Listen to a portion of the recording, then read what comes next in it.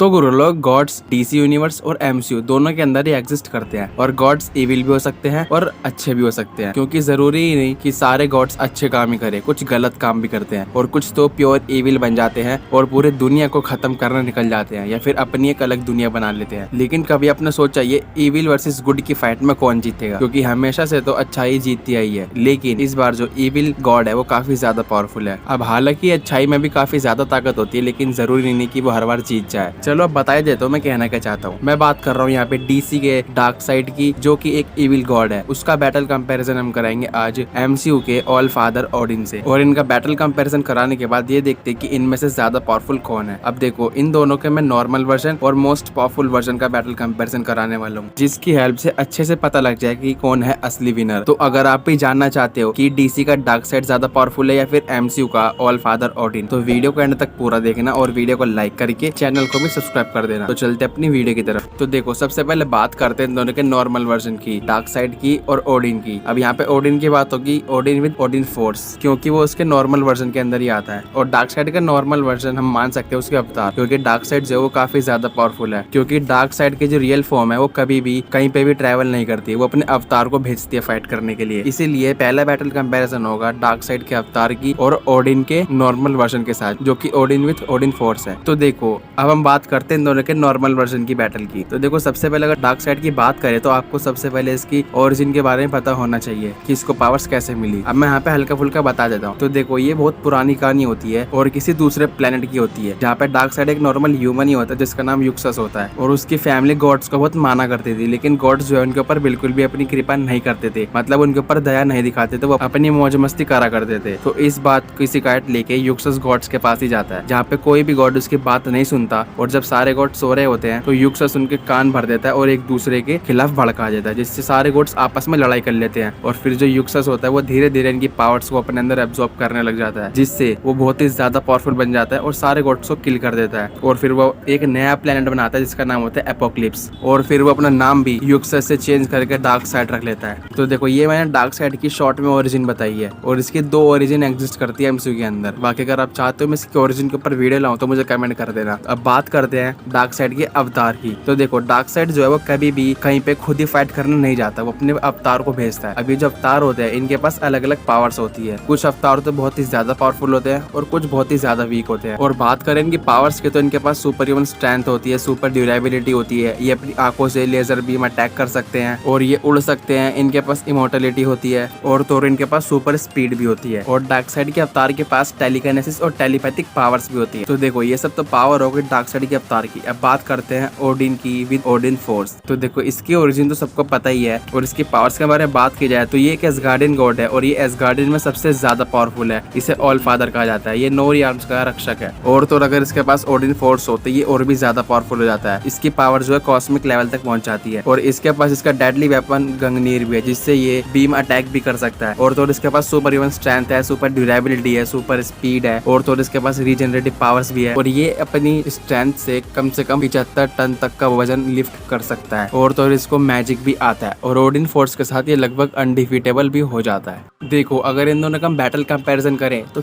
किस बेसिस पर करें, क्योंकि कभी इन दोनों की फाइट हुई नहीं है और लगभग इन दोनों की फाइट सेम ही है। तो देखो, एक बार कॉमिक्स के अंदर जो है गैलेक्टस की फाइट डार्क साइड से हो जाती है, और वहीं पे उसी गैलेक्टस की फाइट ओडिन से भी हो जाती है। तो होता क्या है, ओडिन तो गैलेक्टस को बहुत ही गंदी तरह मारता है और उसे किल ही कर देता है। लेकिन जब डार्क साइड की अवतार की फाइट गैलेक्टस से होती है तो गैलेक्टस उसे कुछ ही सेकंडों के अंदर डिफीट कर देता है। जैसा कि मैंने बताया, अवतार जो है उनकी पावर्स भी अलग अलग होती है, कुछ अवतार ज्यादा पावरफुल होते हैं और कुछ कम पावरफुल होते हैं, जैसे कि ये अवतार था। तो इसीलिए नॉर्मल वर्जन के अंदर तो ओडिन विद ओडिन फोर्स इस बैटल को जीतता है। और अब बात करते हैं इन दोनों के मोस्ट पावरफुल वर्जन्स की, जिसके अंदर डार्क साइड की ट्रू फॉर्म आएगी और ओडिन विद डिस्ट्रॉयर आर्मर आएगा, जो कि उनने एक बार कॉमिक्स के अंदर पहना था, और उसने सारे एसगार्डियन की सोल को अपने अंदर एब्जॉर्ब कर लिया था और अपनी ओडिन स्वॉर्ड भी साथ में लेकर गया था। वो कहाँ लेकर गया था आगे बताता हूँ। और यही उस मोस्ट पावरफुल फॉर्म थी, क्योंकि इसको नाम नहीं दिया गया था।